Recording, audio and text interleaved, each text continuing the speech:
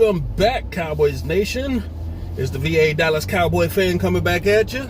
Thank you for liking, sharing, subscribing, and commenting down below. I make these videos for me and you, and they're a little therapeutic. So practice is going along swimmingly. Okay, you seem crazy, dude. It seems as though the Cowboys are getting slightly healthier. We have DeMarcus Lawrence, who's now taken ill, and he's been sitting out of practices. Randy Gregory has returned to practice. Zach Martin is pretty much being cautiously being brought back into practice. They're going to limit him just to keep him as healthy as possible. Zeke Elliott is in practice in full. And, of course, Andy Dalton is back full from his concussions and COVID and everything. He has stated that he's still trying to get his sense of taste and smell back. And he had an interview about how hard it was when he did get the virus. So people, stop taking this virus thing lightly. It is, we got to do our part in trying to prevent it by wearing masks and stuff as best we can. Because if we keep on doing what we're doing, we're never going to get over this curve, and we're going to be just stuck mad at the world like this, or even possibly worse next season. Because think about it, if we continue to keep getting cases, they're going to shut down sports. You can forget fans in the stands and all that. Speaking of, there's been 8 more cases of fans getting sick or getting the virus after they've been to a Cowboys game. Now, they can't attribute the Cowboys games to the virus and the positive tests, but they know that 8 people who have previously been to a game have tested positive for the virus. So take that as you will.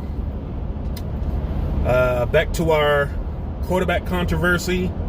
I'm seeing people on both sides of the fence hoping that Andy Dalton, now with we assume is a more stable offensive line with Zach Martin back, is going to be more equipped to handle the game than he was when pretty much everybody on the line except Connor Williams was a rookie or undrafted free agent or worse. And I've seen people asking for Garrett Gilbert, since he's already shown that even without offensive line, he can still make plays.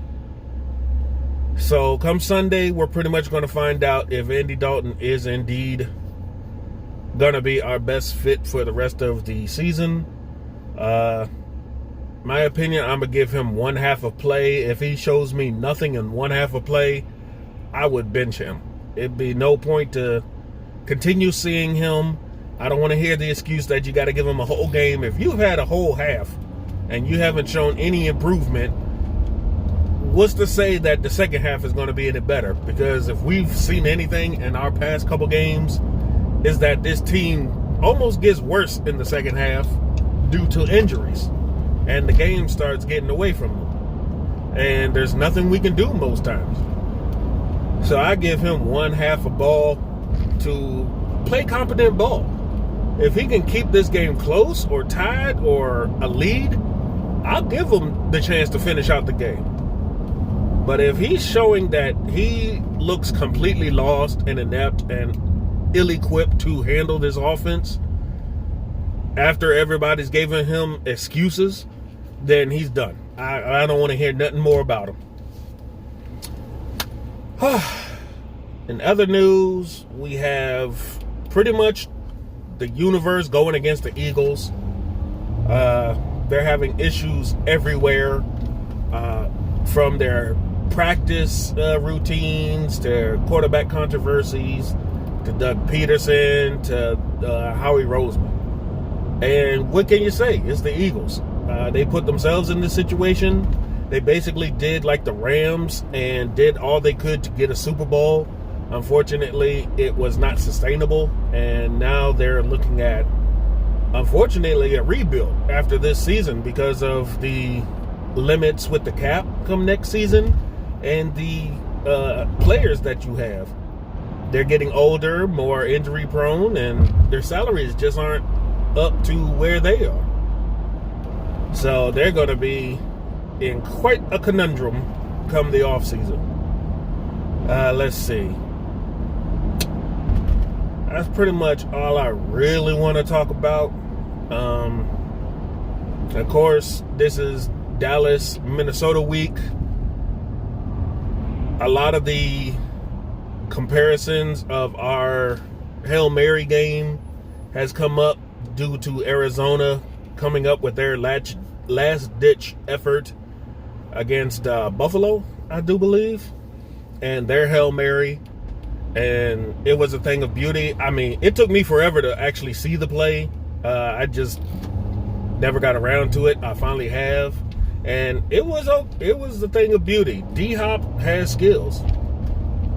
He definitely has ball skills. The defenders who were defending against him, they tried their darndest to make sure he did not get that ball, but it just didn't work out. But we coined the phrase. Well, Roger Staubach coined the phrase Hail Mary. The play had been done before in history, long before Roger, but he gave it the name. Before that, it was, I think they called it an alley-oop or a bomb. But he gave it the Hail Mary moniker, and it's stuck ever since. And it's literally exactly what you say. You just throw up a ball, say a Hail Mary, and hope your guy comes down with it. And that's your quick trip down memory lane with the Cowboys and Minnesota Vikings. As far as the Purple People Eaters, they've had their trials and tribulations over the years. They've had some fantastic teams back in the day, and unfortunately, they've never won the big one. They are trying to somehow get over that hump and make it to the big dance and win it. But as Cowboy fans know, Kirk Cousins is probably not going to be the quarterback to get you there. So a major key to our game, to winning, is going to have to be stopping Dalvin Cook and forcing them to have to throw the ball with Kirk Cousins. Because we know his history, and when very important games are on the line, he just clams up. He's not the guy that's going to win it for you.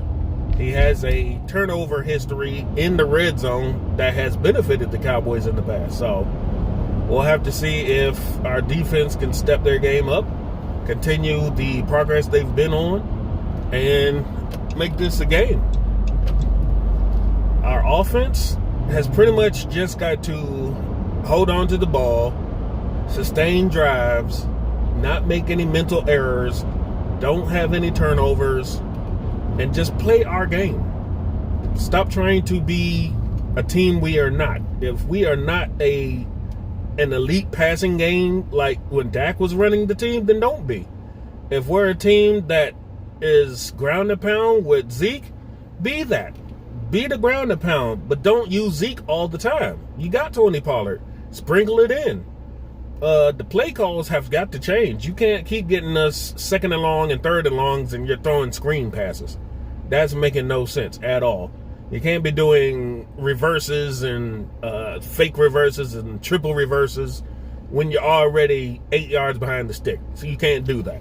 They've got to stop that. Oh, and one last very big detail. When the game's starting to get close and you guys are on defense, can y'all please stop having our freaking corners playing 10 yards off the damn ball? I'm sick and tired of seeing that. When the games are on the line, you are not putting pressure on those receivers to stop them in their routes.